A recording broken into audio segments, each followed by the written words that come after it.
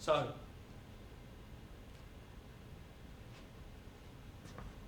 this is the way the world ends. This is the way the world ends. Not with a bang, but with a... Well, it might have been a bang, actually.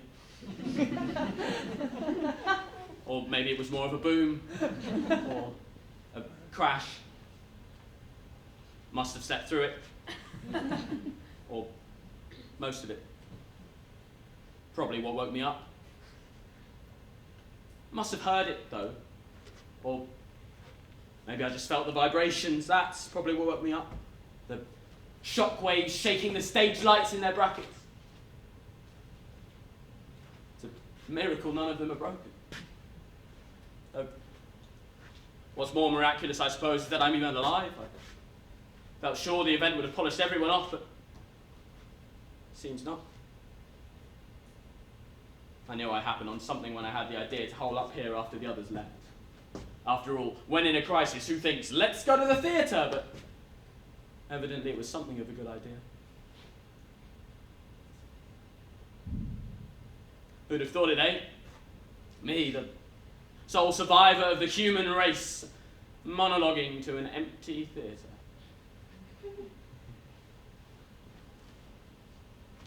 Oddly enough, I'd hoped to have been monologuing when the event happened.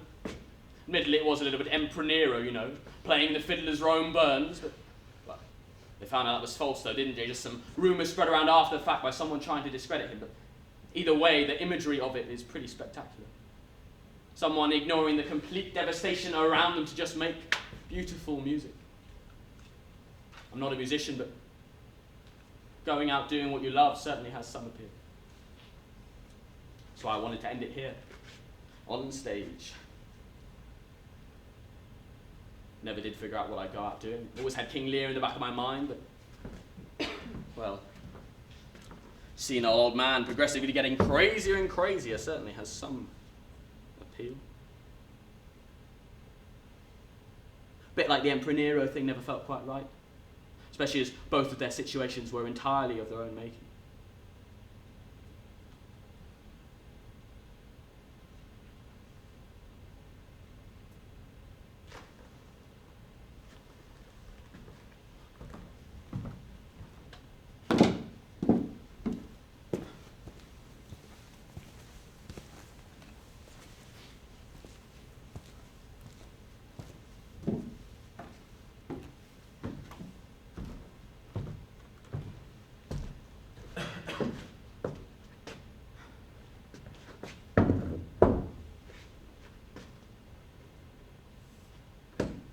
Yes. There was nothing I really could have done to stop the event. Maybe I could have, if I'd have been on the front line, if I'd have been a scientist. That's what Mother always wanted. Though, well, no scientist was able to stop it, so I doubt I would have been much help. Especially since I would have hated myself if I spent my whole life doing physics. Maybe that was the problem. Maybe all these scientists secretly really wanted to be something else. Maybe they wanted to be actors or singers or bin men, but gradually got stuck doing science and grew to hate it. Maybe that was why the event happened. It wasn't that these scientists couldn't stop it, it was that they stopped caring. I mean, what a way for the human race to meet its Waterloo. A few too many depressed scientists ceased giving a shit, so they decided to pack it all in and take the rest of us with them. Even by my standards, that's a bit dramatic. Though I do understand the impulse. What an amazing feeling it must have been to give a colossal final fuck you to everyone and everything that sent you down the path you grew to hate. It's a reason not to force your child to do what you want them to, if I had a son. Sending them to engineering camp and forcing them to play piano is all fun and games until they grow up and realise humanity might not be worth saving after all.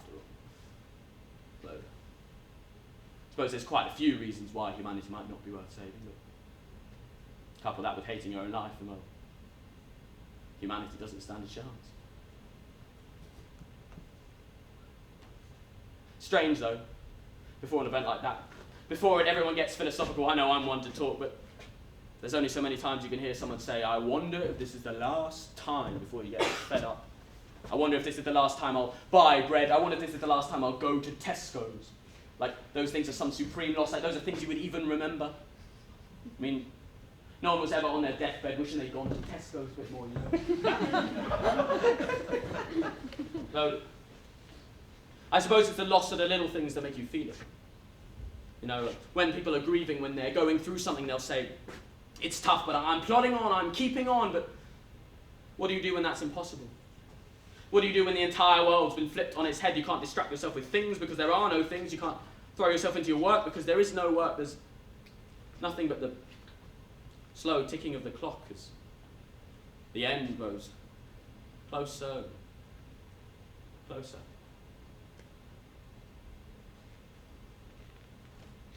It's a bit like Christmas, really. Everyone running around, frantically getting ready, stocking up on supplies, figuring out who they're going to spend the day with, and all the while the day gets closer and closer. But on the day you don't wake up to presents, you might not wake up at all, depending on your time zone. There were parties too, but that made more sense to me after all. Being off your tip certainly made the end of the world easier to handle.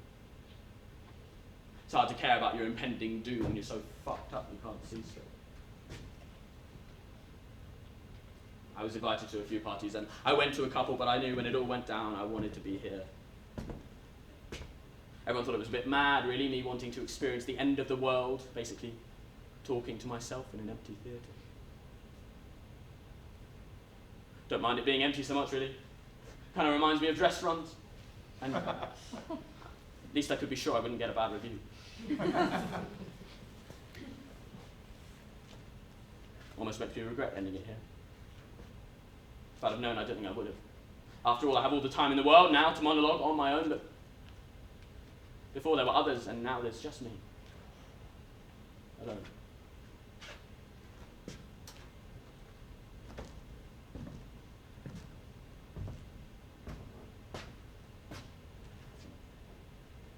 I was invited to a party the night before the event happened. By Alex. I loved Alex once. I think I still sort of do. Yes, it would have been nice to see him one more time. Maybe kiss him goodbye. Yes, if I had to spend the end of the world with anyone, I can think of no one better. Even if we were too fucked up to care that the other one was there. Looking back, that was half the time we spent together, but God, it was good. I mean, when we weren't off our faces, we could talk for hours about art and theatre and life. Or I could. He liked to listen. I think that's why we got on so well. Of course, after he asked to move in together, I had to shut things off, because that is distinctly not my style. After all, moving in together leads to marriage, and marriage leads to the two of you slowly growing to hate each other. All the while you both deteriorate and you age and your knees start to go and your back hurts and you need someone to remind you to take your pills. And even before all that, you get bad breath and you go bald and you get fat, and even before you're too senile to leave each other, you won't. No matter how much you hate them. Because you don't think you'll get anything else, and to me that sounds like hell.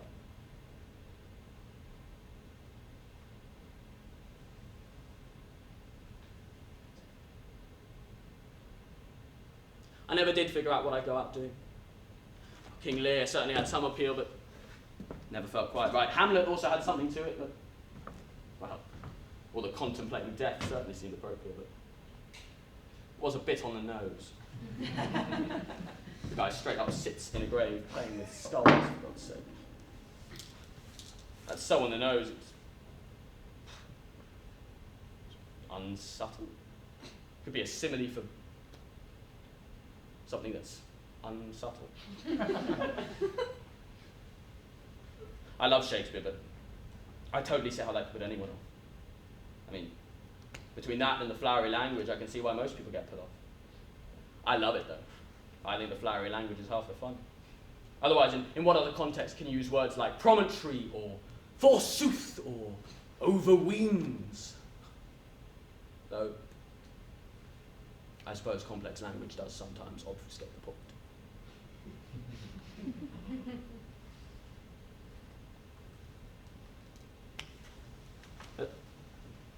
Isn't that what all art does? Doesn't all art dance around the point before coming to it? I mean, that's the joy of art, I suppose. Something could be said in less words or less tubes of paint, but take away the dancing and the flowery language and you're not left with much of anything at all. I mean, no one ever brought a man to tears by saying, God, I'm sad. And no one ever made a lover swoon by saying, I love you. Okay, maybe the last one's a bad example, but Shakespeare's sonnets really do lose something if you boil them down to, I really, really like you. Yes, a poem's so much more than saying you like someone, and the Mona Lisa's so much more than a painting of a woman. Although, I suppose the point of the Mona Lisa is to represent a woman, so could that not be done just as easily with a stick figure? No.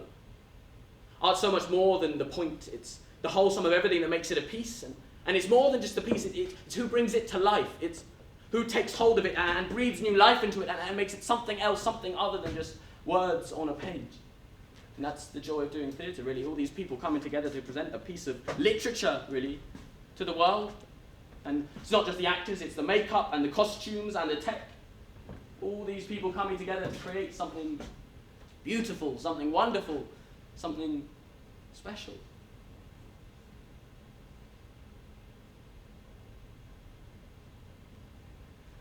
It's a rotten shame that such things are no longer possible.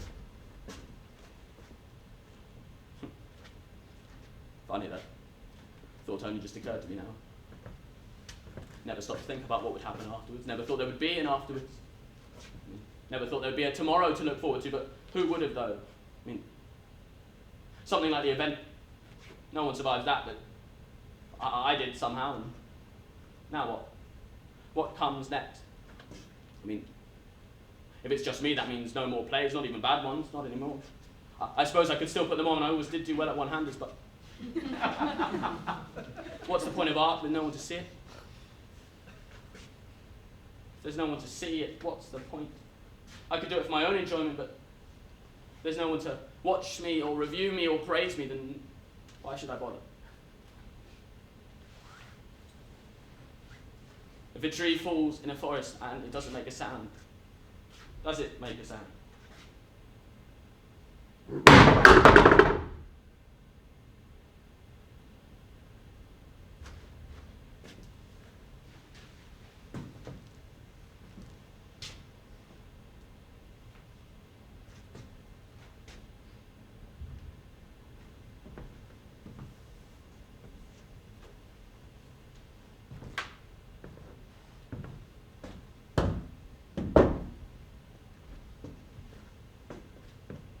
I remember my first big role was in my high school production of Romeo and Juliet.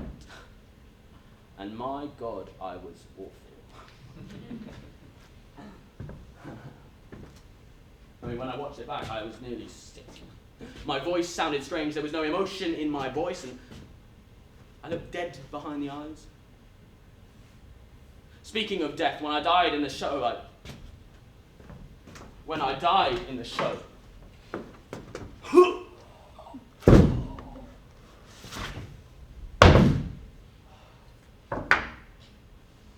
I just lay there breathing heavily.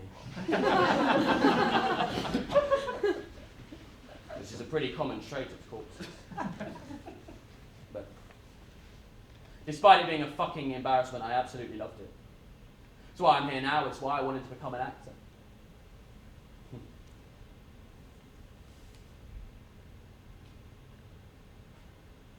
Even though it was a fucking embarrassment, it was brilliant. And I mean, that's the thing about theatre, really. Even the bad bits are good, really. You can laugh at them. And I'd give anything to do it again.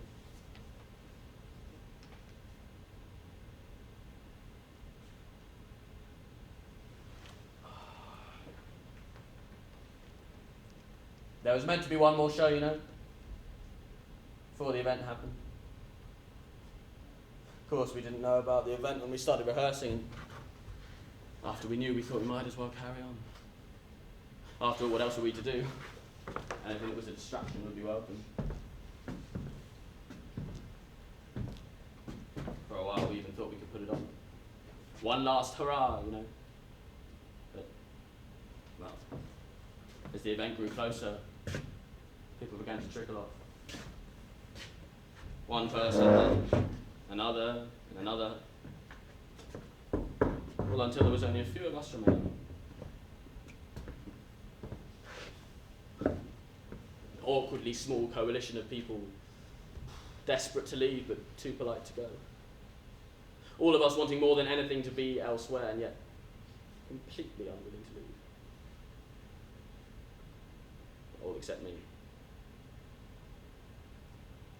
In the end, I told them to go be with their families. I'd be happiest here.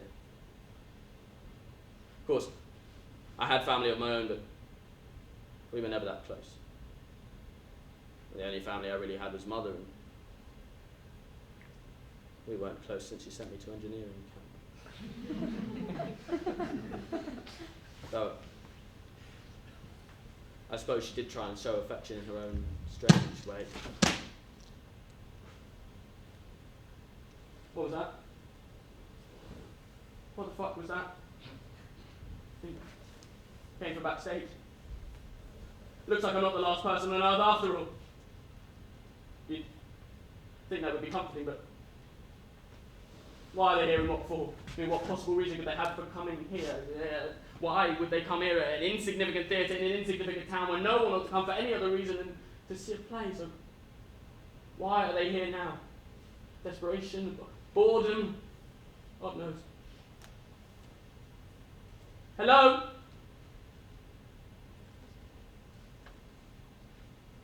Hello? It's not good. Silence is anything and everything. Silence is 100-mouthed words and quiet gestures. Silence is a dozen weapons being raised by a dozen hungry scavengers. Silence is a scared child just looking for something to eat. Or silence is what follows a tree falling in a forest. Yes, maybe that's it. Maybe it's nothing at all. Maybe the event shook something loose and it took time to fall. Maybe it's a bird or a dog or a cat. Maybe. Well, I suppose whatever it is, I should go and check it out. After all, if it is looters, then we don't need a matter of time. It was arrogant, I suppose, to assume I was the last person left. I mean, why would I be the last person left? What possible reason could there be for that? Why should I survive alone here and not someone who lived in the road down the flat, or someone who hid in a pub, or someone, just someone else? Why would it be just me alone here? I mean, I suppose it's a good job that it isn't. There's hope for humanity yet, and should us humans not stick together? What's to say that whoever's back there has bad intentions? Maybe they'd be willing to consider joining up. Though, if they were willing to consider joining up, I'd likely ruin my chance by talking to myself. Mother always said there was this If they were friendly enough, surely they'd be willing to consider forgive some mild insanity, especially in these trying times. God knows I would be. But if they are friendly, why haven't they responded? That's assuming they are a person and can respond. If it's an animal, would it make it more or less easily scared off? Cats, I think, would stay if they heard a noise, but birds wouldn't. And people, I think, would stay if they heard a noise, no matter their intentions. But if it is people, and then they can hear me and understand me, then why are they taking so long? Surely they can't be spending all this time pottering around out there and what? Listening to me? Planning an ambush?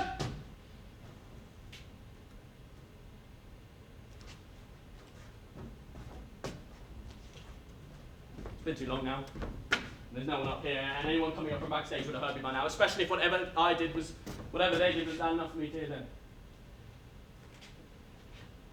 Can't stay here forever. Unless I plan to die of thirst. No. Either whatever made that noise is harmless, or whatever made that noise is very likely to be harmless. Falling prop, or a dog, or a cat, or a bird, a ghost.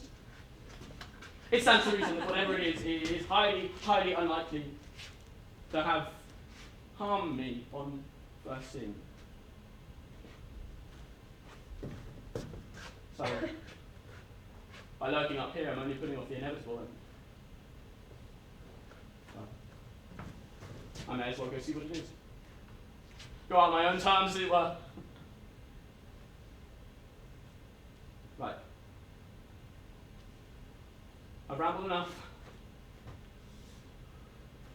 Here I go.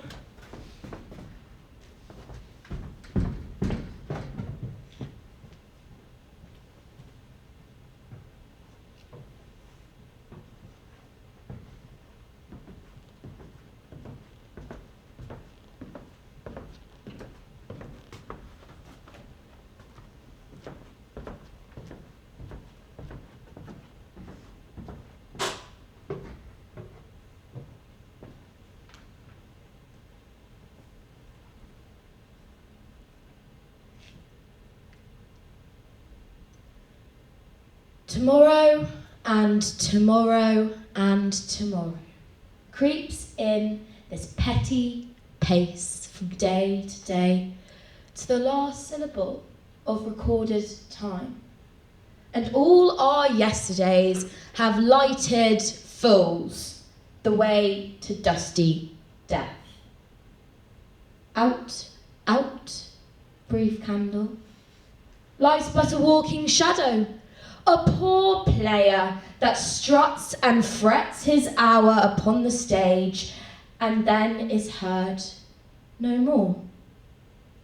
It is a tale told by an idiot, full of sound and fury, signifying nothing. What was that? I heard a voice. I don't know if it was one voice or more than a voice, but it's definitely a voice.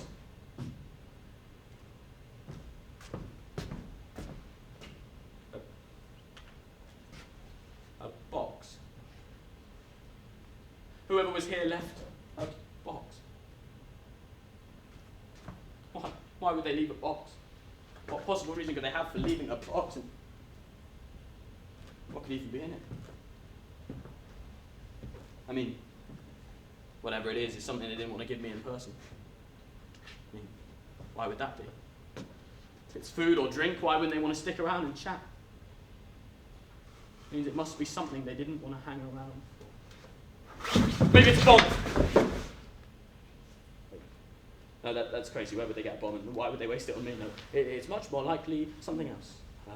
Maybe a note. Yeah, maybe it's a note. Maybe they heard me talking to myself and thought, you know what, this guy doesn't sound insane, but just to be on the safe side, we'll leave a note and set up a rendezvous on neutral turf. Yes, maybe it's a note.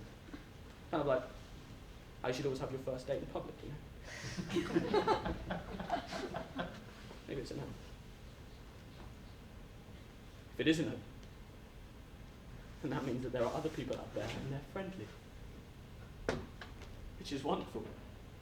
It's absolutely wonderful. If there's someone out there and they're friendly, that means that there's someone out there and they're friendly. And more people who aren't means. There'll be more plays. I mean, I could still have put them on, but now I'll have an audience. Soon this place will be like it was before. Soon this place will be full. The audience will come filing in, idly chatting as they take their seats. Anticipation mounting. The house lights will dim, and the apprehensious cacophony will fall quiet. Then, the glorious silent tension of the final checks. Backstage will be ready. Tech will be good to go. And curtains!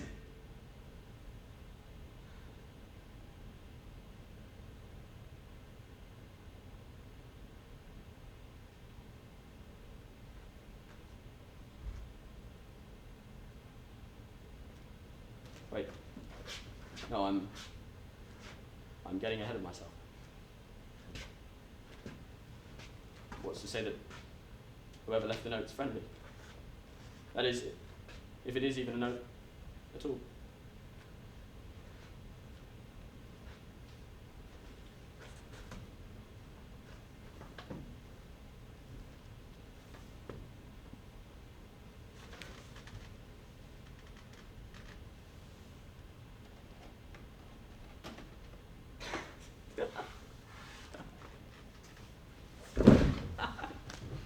It's food! It's cupcakes.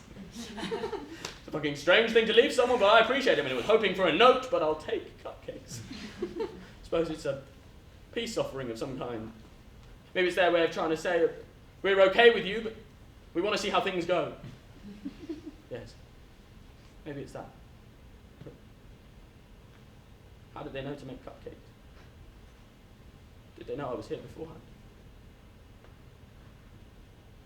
What flavour are they?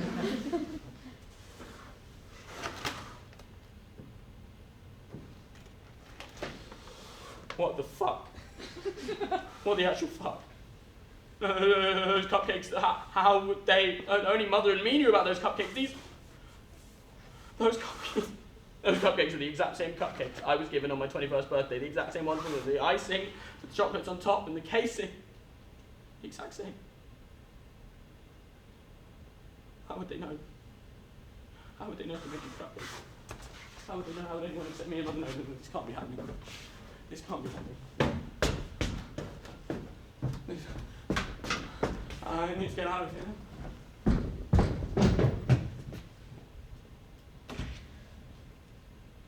When I have fears that I may cease to be, before my pen has gleaned my teeming brain, when I behold upon the night's starred face huge cloudy symbols of a high romance, and think that I may never live to trace their shadows with the magic hand of chance. And when I feel, fair creature of an hour, that I shall never look upon thee more, never have relish in the fairy power of unreflecting love, then on the shore of the wide world I stand alone and think, till love and fame to nothingness do sink.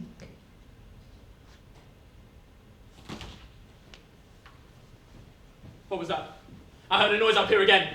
Whoever it is, you're trapped! I just checked all the doors are locked!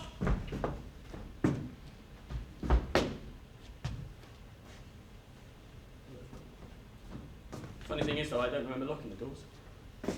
And the doors were locked, and where the fuck did the cupcake come from? No one could have come here if the doors were locked, so where the fuck did the cupcakes come from? Unless someone's been here this whole time. Unless someone's been here this whole time watching me and listening to me. And now they've given me cupcakes. Come out, you prick! Or I'll...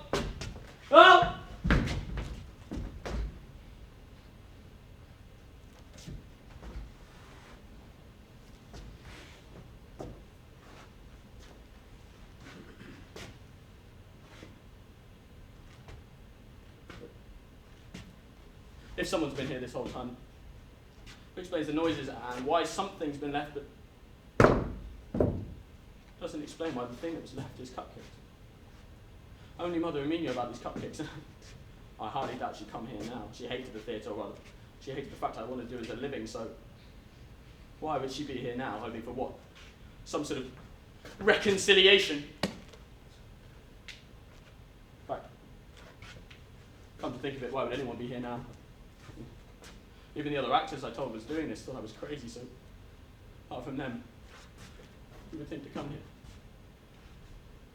And how am I here? I mean, the event, scientists said the event would cause total devastation, the extinction of the whole of the human race, so how am I here?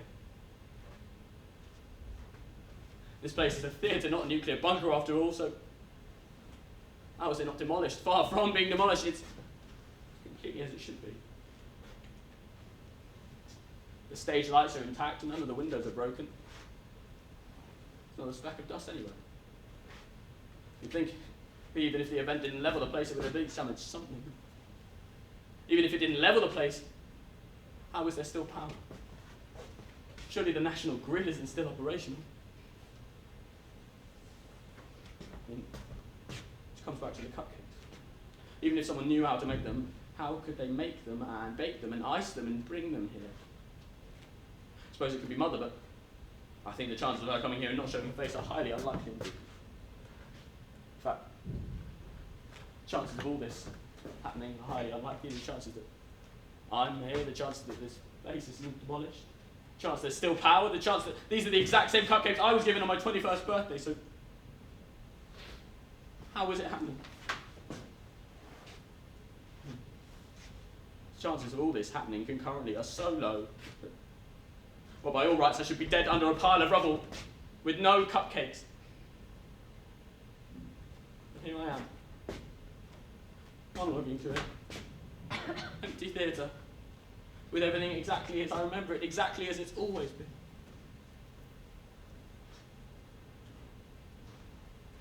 Except, wait.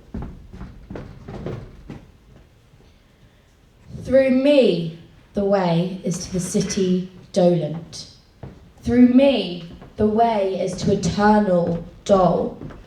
Through me, the way among the people lost. Justice incited my sublime creator, created me, divine omnipotence, the highest wisdom and the primal love. Before me, there were no created things, only eternal, and I eternal last. All hope. I thought so. The fire exit's vanished. How does that happen? Doors don't just disappear, and I don't just survive the apocalypse, and I don't just get given a far too significant box of cupcakes. That's insane. It's theatrical. But theatre requires intelligence, so what kind of intelligence is keeping me here? And how did it get rid of a door and lock all the others? And why is it going to these lengths to keep me here? It's like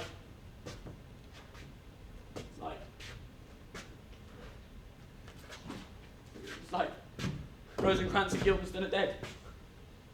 Things happen with no explanation, and everything's as it seems, but not quite. But they're in a story confined by unsub or supernatural forces.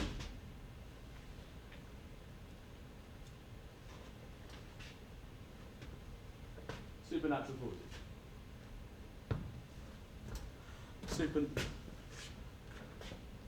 Supernatural forces.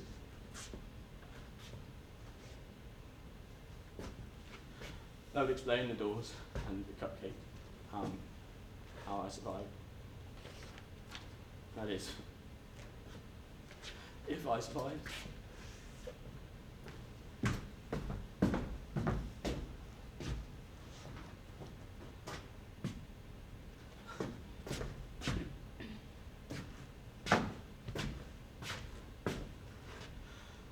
I'm in hell.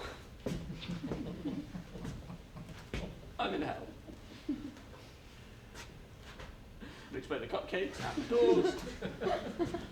I'm here. I can't leave. I'm trapped. No.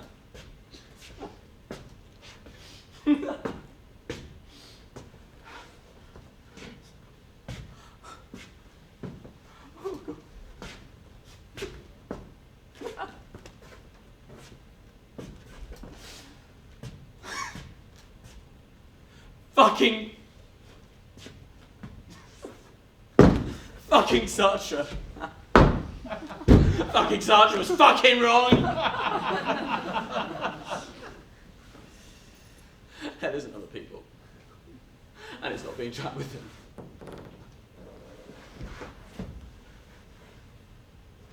It's being completely and utterly alone. No one to talk to you. No one to watch you. No one to love you.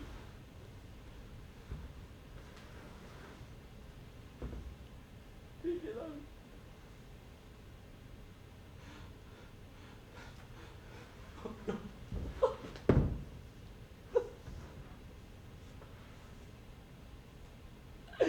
Oh, I miss Alex. I love Alex.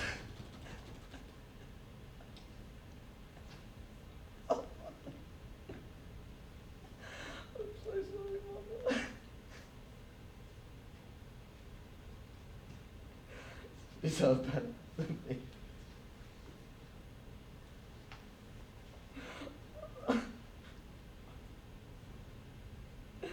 Mother.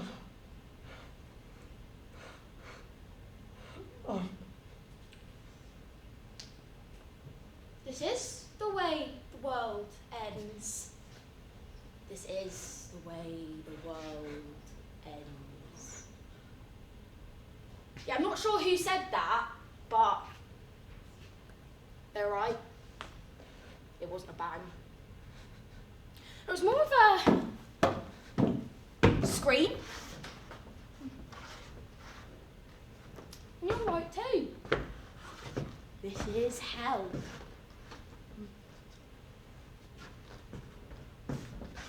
Okay.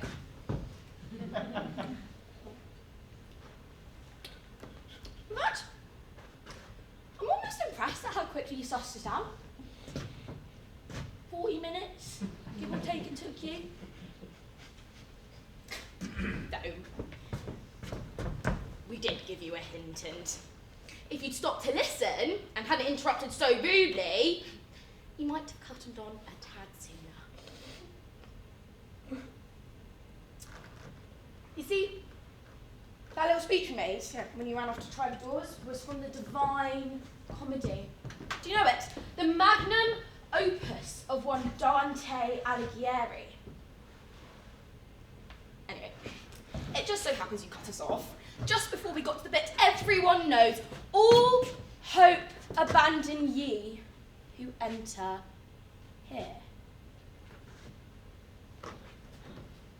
Now, Mr. Alighieri certainly took some liberties with his description of this place, and by that I mean everything he said descriptively was completely false. I mean, one quick glance around here is sufficient proof of that.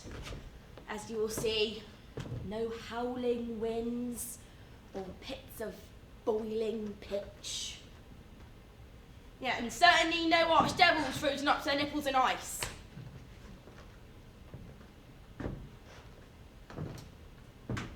But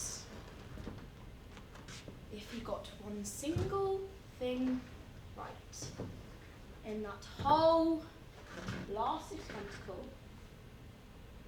then that little phrase is it.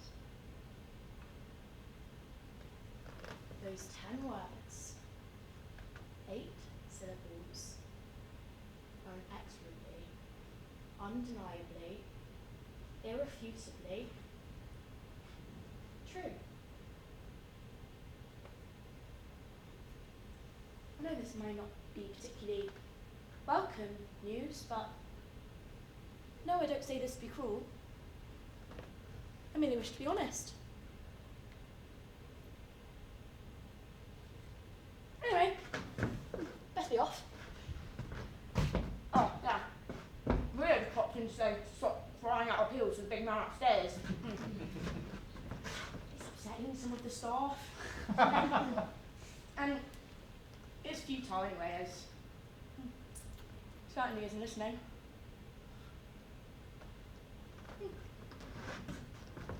Enjoy your stay.